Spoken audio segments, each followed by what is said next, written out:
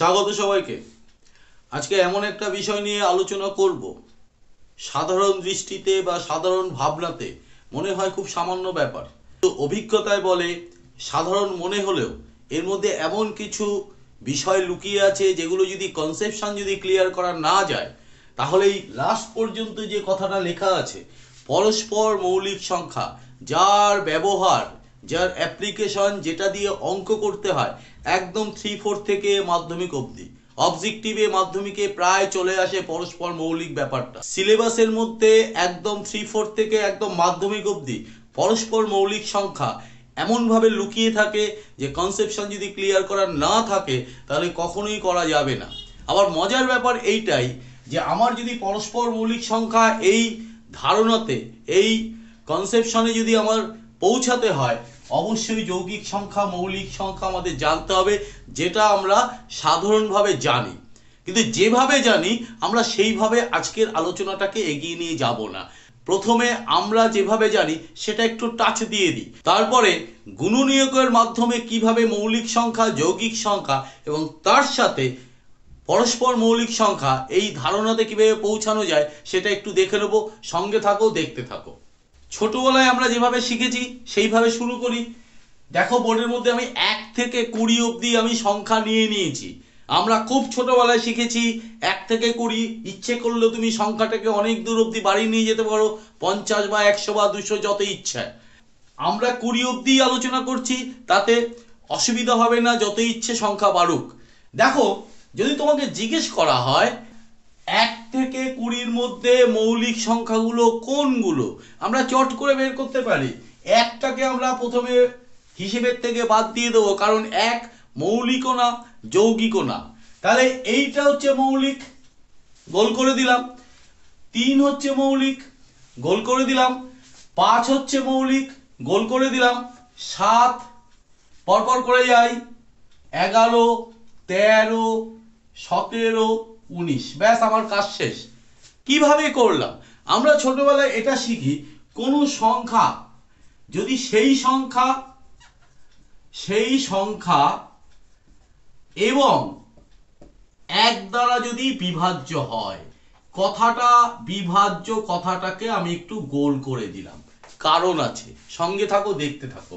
কোনো সংখ্যাকে সেই সংখ্যা এবং 1 দ্বারা যদি ভাগ করা যায়, বিভাজ্য মানে কি, ভাগ করা যায়, সেই সংখ্যাটাকে বলা হবে মৌলিক সংখ্যা। একটু বুঝে নিই, 2কে 2 দিয়েই ভাগ যায়, 1 দিয়ে ভাগ যায়, অন্য কিছু দিয়ে যায় না। 3কে একই রকম 3 এবং 1, 5কে একই রকম 5 এবং 1, যতগুলোকে গোল করেছি সবই কিন্তু তাই। আর বাকিদের অবস্থাটা কি? ধরো 4কে কি দিয়ে যাচ্ছে? 1 দিয়ে যাচ্ছে, 4 দিয়ে যাচ্ছে, 2 দিয়ে যাচ্ছে। ক্লিয়ার? তেমনি 6কে কি দিয়ে যাচ্ছে? 1 দিয়ে যাচ্ছে, 2 দিয়ে যাচ্ছে, 3 দিয়ে যাচ্ছে, 6 দিয়ে ভাগ করা যাচ্ছে। অর্থাৎ যদি কথাটাকে যদি অন্যভাবে যদি আমরা তোমাদের সামনে প্লেস করি, তাহলে কি দাঁড়াচ্ছে? 6 কার কার দ্বারা বিভাজিত হচ্ছে? 1 দ্বারা, 2 দ্বারা, 3 দ্বারা, 6 দ্বারা। এইখানেই আমরা কিন্তু কথাটা একটু লিখে নিই, 1 দ্বারা, 2 দ্বারা, 3 দ্বারা, 6 দ্বারা। কোন সংখ্যাটা? 6 সংখ্যাটা। তাহলে এদের কি বলা হবে? এদের বলা হবে গুণনীয়ক। তাহলে এই আমরা গুণনীয়কে প্রবেশ করলাম। গুণনীয়ক, যেসব সংখ্যাগুলোর 1 এবং সেই সংখ্যা বাদে অন্য কোনো গুণনীয়ক থাকে। এবার আমরা দেখো প্রথম কথা থেকে একটু সরে এসেছি। আমরা প্রথমে কি বলেছিলাম? প্রথমে বলেছিলাম মৌলিক সংখ্যা কাকে বলে? মৌলিক সংখ্যা তাদেরই বলা হবে যেসব সংখ্যা 1 এবং সেই সংখ্যা দ্বারা ভাগ করা যায়। এবার কথাটাকে পাল্টে দাও। কি পাল্টে দিয়ে বলবে? কোনো সংখ্যার কেবলমাত্র সেই সংখ্যা এবং 1 যদি গুণনীয়ক হয় তবেই সেই সংখ্যাকে আমরা মৌলিক বলবো। বাকিদের কি বলবো? বাকিদের যৌগিক বলবো। যেমন এখানে 1 এসছে, 6 তো এসছেই, আর কি কি গুণনীয়ক এসছে? 2 এসছে, 3 এসছে। তাহলে আমাদের মৌলিক সংখ্যা এবং যৌগিক সংখ্যা গুণনীয়কের মাধ্যমে আমরা ডিফাইন করে ফেললাম। ক্লিয়ার? এইবার আমরা প্রবেশ করব পরস্পর মৌলিক সংখ্যা। দেখো, দেখতে থাকো গুণনীয়কের সাহায্যে পরস্পর মৌলিক সংখ্যা কি করে নির্ণয় করা হয়। তোমার যদি টেকনিকটা জানা থাকে কোনোদিনই কখনো ভুল করবে না। আশা করি তোমরা সব সময় ঠিকটাই করবে। আগে ধারণাটা পরিষ্কার করে নাও, সঙ্গে থাকো, দেখতে থাকো। প্রথমে আমি একটু অন্য জায়গা থেকে শুরু করি। দেখো, আমরা দুটো সংখ্যা এর মধ্যে বেছে নিচ্ছি, লাল দিয়ে বক্স করে দিলাম 16 আর 20। এই সঙ্গে সঙ্গে তোমাদের একটু শিখিয়ে দিই গুণনীয়কগুলো কি করে বের করতে হয়। 16কে কত দিয়ে ভাগ যায়? 2 দিয়ে। 8 দুগুণে 16। আবার এই 8কে কত দিয়ে যায়? 2 দিয়ে। 4 দুগুণে 8। আবার কত যায়? 2 দিয়ে। তাহলে 2 দুগুণে 4। আবার কত যায়? 2। 1। তাহলে 16 গুণনীয়কগুলো আমি এইভাবে করব, এইরকম একটা তীর চিহ্ন দিয়ে দেবে। ক্লিয়ার? তাহলে 16 সমান সমান কিভাবে লিখবে টেকনিকটা শিখে নাও। 1 লিখে নাও, কমা দাও, তারপরে আছে 2 2 2 2, 4টে 2 আছে, তাহলে একটা 2 নাও। তারপরে কি নেব?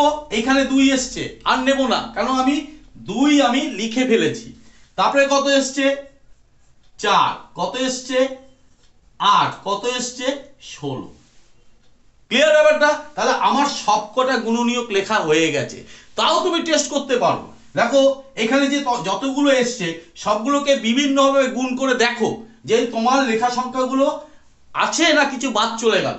2 2 করলে 2 দুগুণে 4 আছে। 3টে 2 করলে 2 দুগুণে 4, 4 দুগুণে 8। 4টে করলে 4 দুগুণে 8, 8 দুগুণে 16। বাইরের গুলো করবে, কিন্তু ভেতরের গুলো আর করার দরকার নেই। তার মানে আমার 16 যতগুলো গুণনীয়ক আছে আমি লিখে ফেলতে পেরেছি। এবার আমি 20টা লিখি, ঠিক আছে? 20কে কত দিয়ে যায়? 2 দিয়ে। 10 দুগুণে 20। 2 দিয়ে। 5 দুগুণে 10। 5 দিয়ে 1। তাহলে আবার এরকম করো। তাহলে 20 সমান সমান কত লেখা যায়? প্রথমে 1 লিখলাম, তারপরে একটা 2 নিলাম। ক্লিয়ার? দুটোর একটা 2 নিলাম, তারপরে কত আছে? 5। এখানে 5 আছে, আর নেব না। এইবার এখানে কত আছে? 10। এখানে আছে 20। এই বাইরে যেগুলো এসছে সেগুলো ঘুরিয়ে ফিরিয়ে কিছু করা যায় কিনা দেখো। প্রথমে দুটো 2 আছে, 2 দুগুণে কত? 4। এখানে আছে? নেই। তার মানে 4টা আমাকে লিখতে হবে। আবার একটু ঘুরিয়ে ফিরিয়ে দেখো। 5কে 5 দুগুণে 10, হ্যাঁ লিখে ফেলেছি। 5 দুগুণে 10, 10 দুগুণে 20, হ্যাঁ লিখে ফেলেছি। এইবার আমি এই গুণনীয়কগুলোর মধ্যে কমন কিছু আছে কিনা, মানে দুজনের মধ্যেই এমন কোনো গুণনীয়ক কটা খুঁজে পেতে পারি সেটা একটু দেখে নি। তাহলে দেখে নি, 1 1 আছেই। ক্লিয়ার? 2 2 আছেই। আর কি আছে? 4 4 আছে। তাহলে 16,20 সাধারণ গুণনীয়ক লিখলাম না, তোমরা একটু লিখে নেবে। 1, 2, 4। এদের মধ্যে সবচেয়ে বড় কোনটা? সবচেয়ে বড় হচ্ছে 4। তাহলে গসাগু সমান সমান কত হয়ে গেল? গসাগু সমান সমান 4। বাকি আলোচনাটা আরেকটু বাদে করছি। আমি এবার আরো দুটো অন্য সংখ্যা বের করে আনি। এই দুটো সংখ্যা কালো কালি দিয়ে যে গোল করা আছে, এই দুটো সংখ্যাকে নিয়ে একটু আলোচনা করি। প্রথমে 7 নিই। 7কে কত দিয়ে ভাগ যায়? 7 দিয়েই যায়, আর কিছু যায় না। 7কে 7। তাহলে 7 এর গুণনীয়ক কি বেরোচ্ছে? 1, 7। আর কিছু বেরোচ্ছে? বেরোচ্ছে না।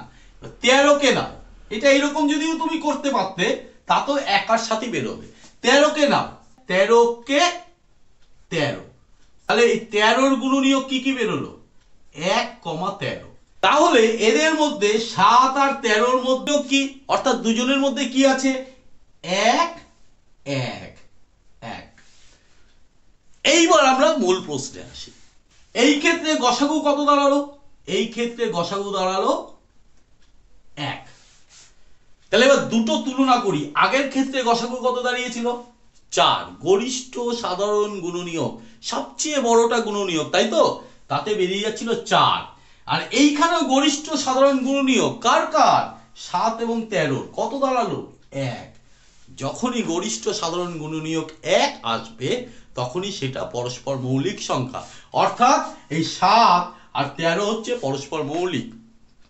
যদি উল্টো ভাবে বলা হয় তাহলে আমরা আগে যেটা নিয়েছিলাম 16 আর 20 যে গসাগু বেরিয়েছিল 4, এরা পরস্পর মৌলিক নয়। তাহলে এবার একটু সহজ করে নিই, পুরো বিষয়টাকে এক জায়গায় আনো। দুটো সংখ্যা পরস্পর মৌলিক তখনই বলা যাবে যখন তাদের গসাগু বেরোবে 1। ক্লিয়ার? তার মানে আমরা যদি ভাগ পদ্ধতিতে যদি এই 7 আর 13 এত কাণ্ড যদি না করে 7 আর 13 যদি ভাগ পদ্ধতিতে গসাগু বের করতাম, তাহলে কি হতো? 7কে 7, 7 আর 6 13, আবার 7, 6কে 6, থাকলো কত? 1, 1 দিয়ে 6কে করলে 6কে 6, তাহলে গসাগু কত বেরোচ্ছিল? 1 বেরোচ্ছিল। তাহলে গসাগু ভাগ পদ্ধতিতে যদি আমরা বের করি তাহলে গসাগু বেরিয়ে যাবে কত? 1। আর যখনই 1 বেরোবে তখনই আমরা বলবো পরস্পর মৌলিক সংখ্যা। যদি অন্য আরেকটা সংখ্যা নিয়ে আমরা যদি বড় সংখ্যা নিয়ে যদি আমরা একটু আলোচনা করি তাহলে কি হয় দেখা যাক। ধরো 23 আর 67, 23 এই 67 এই দুটো সংখ্যা দিয়ে তোমাকে বললো এরা পরস্পর মৌলিক কিনা, বা দেখাও যে এরা পরস্পর মৌলিক, যা ইচ্ছে বলতে পারে। আমি সঙ্গে সঙ্গে কি করব? 23 দিয়ে 67কে ভাগ করব। 23 দুগুণে 46, 3 23, 3 3 9, 3 দুগুণে 6, 69। তাহলে হচ্ছে না। 23 দুগুণে 46, 1 2, 21 দিয়ে এটাকে করব। 21কে 21 হচ্ছে 2, 2 দিয়ে 21কে করব। 2কে 2, ভাগ কিন্তু পুরো করতে হবে, 1 অবশিষ্ট নয় কিন্তু। 1 কখন হবে? 0 বসিয়ে 2 0 0, তাহলে 1, তাই তো? বিয়োগ করলে 1 হচ্ছে। এই 1 দিয়ে কতকে করব? 2, 2কে 2, তাহলে গসাগু কত দাঁড়িয়ে গেল? গসাগু দাঁড়িয়ে গেল 1। যখনই গসাগু 1 দাঁড়িয়ে যাবে তখনই আমাদের এই 23 এবং 67 এই দুটো সংখ্যাকে আমরা পরস্পর মৌলিক বলবো। যদি অন্য উদাহরণ নেওয়া যায়, 48 আর 92 এই দুটো যদি গসাগু করো দেখবে 1 গসাগু বেরোবে না, বেরোবে দেখবে 4 বেরোবে। তাহলে 1 যদি বেরোয় তবেই পরস্পর মৌলিক। 1 না বেরিয়ে যদি অন্য কিছু বের হয়, অর্থাৎ এখানে ধরো 4 বেরিয়েছে, তাহলে পরস্পর মৌলিক নয়। তাহলে আমাদের যেখানে পৌঁছানোর কথা ছিল সেই জায়গাটায় আমরা পৌঁছেছিলাম।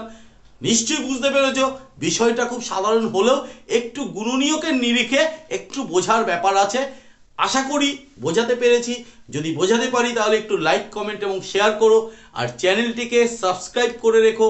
প্রচুর প্রচুর ভিডিও, অলরেডি 200-র মতো ভিডিও এই চ্যানেল থেকে আপলোড করা হয়ে গেছে। প্লিজ সেগুলো শেখার জন্য দেখে নিও। আর নতুন নতুন ভিডিও প্রতিদিন আসতে চলেছে।